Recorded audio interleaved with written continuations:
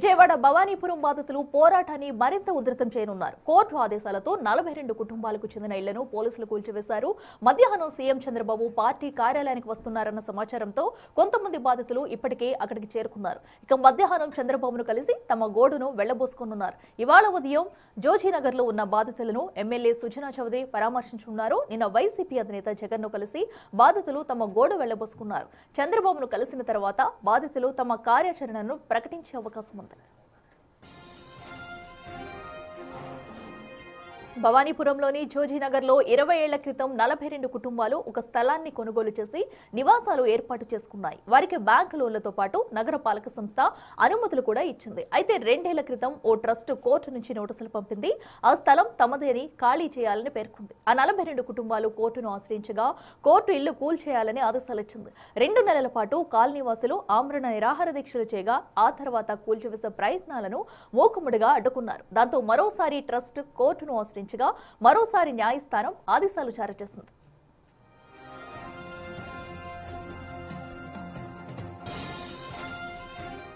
దొంగ సొసైటీ పేరుతో పత్రాలు సృష్టించి ఇళ్లను కూల్చేశారని భవానీపురం బాధితులు ఆరోపిస్తున్నారు.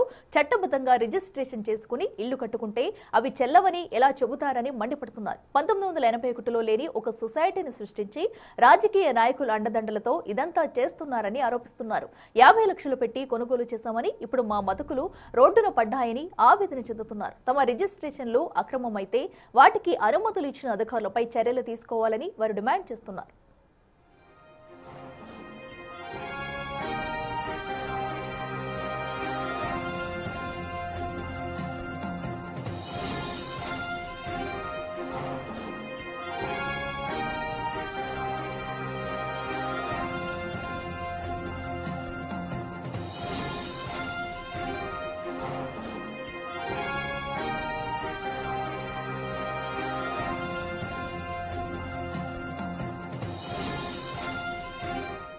మరింత సమాచారం మా ప్రతినిధి నరసింహ లైవ్ లో అందిస్తారు. నరసింహ, చెప్పండి.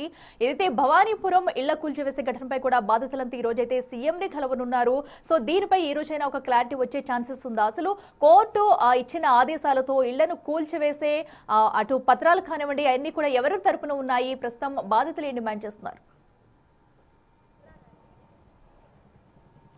భవానీపురం జోజీనగర్లో 42 ఫ్లాట్ల యజమానులు తమ పోరాటాన్ని మరింత ఉధృతరం చేశారు.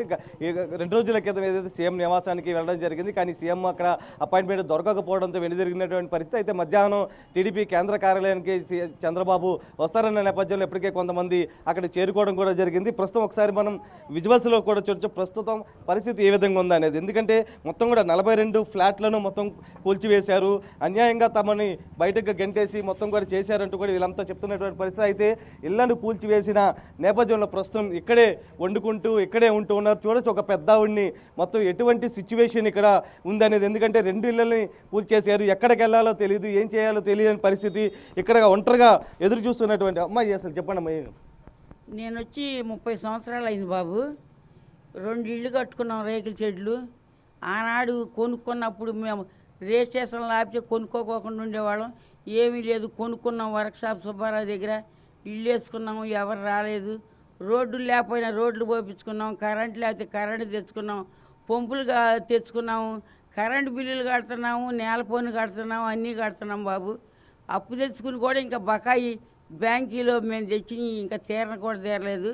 ఈ 8 సంవత్సరాల నుంచి మాది అని చెప్పి వాళ్ళు పోరాడుకుంటూ వస్తుంటే మీదేంటి అంటే మేము ఎప్పుడో కొనుక్కున్నాము, మీరు మా దాంట్లో ఆక్రమించుకున్నారని ఒక మాట అనేసి వెళ్ళిపోయి మళ్ళీ కొన్నాళ్ళు అసలు ఇక్కడ ఈ దరిదాపుల్లోకి రాలేదు బాబు.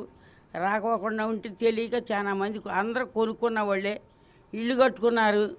వచ్చేసేసి మేము మీరు ఖాళీ చేస్తేనే సరే ఉంది, లేదంటే మీ సామానం తీసుకెళ్ళి కోర్టుగా బారేస్తాం, మేము కోర్టులో గెలిచాము అని చెప్పి చెప్పడం జరిగింది బాబు. అక్కడ రేపు ఎల్లుండి వస్తామని 3 రోజులకు వస్తామని చెప్పి కూడా 2 నెలల దాకా మళ్ళీ మాకు కనపడలేదు.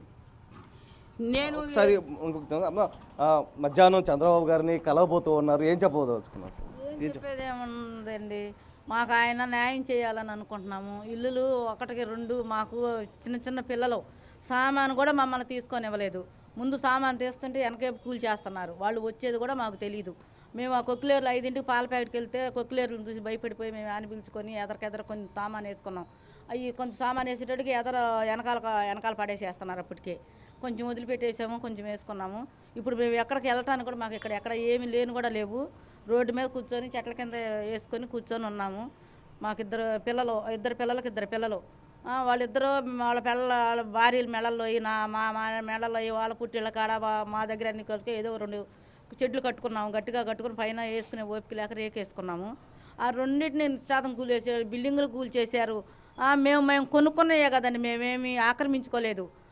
మరి ఇప్పుడు ఇది ఎక్కడ న్యాయము? ఇప్పుడు మేము కొనుక్కున్నప్పుడే కొనుక్కున్నది అది రాంగు అని అంటే మధ్యాహ్నం చంద్రబాబుని కలిసే సమయంలో కూడా ఒకటే చెప్తూ ఉన్నారు, ఏదైతే తమను పట్టించుకోవాల్సింది ముఖ్యమంత్రి మాత్రమే ప్రస్తుతం, ఎందుకంటే 42 ఇళ్లను కూల్చేశారు. ప్రస్తుతం రోడ్డును పడినటువంటి పరిస్థితి, ప్రస్తుతం మాకు చంద్రబాబు తప్ప వేరే వాళ్ళు లేరంటూ కూడా దీనంగా చెప్తున్నటువంటి పరిస్థితి అయితే కనిపిస్తుంది.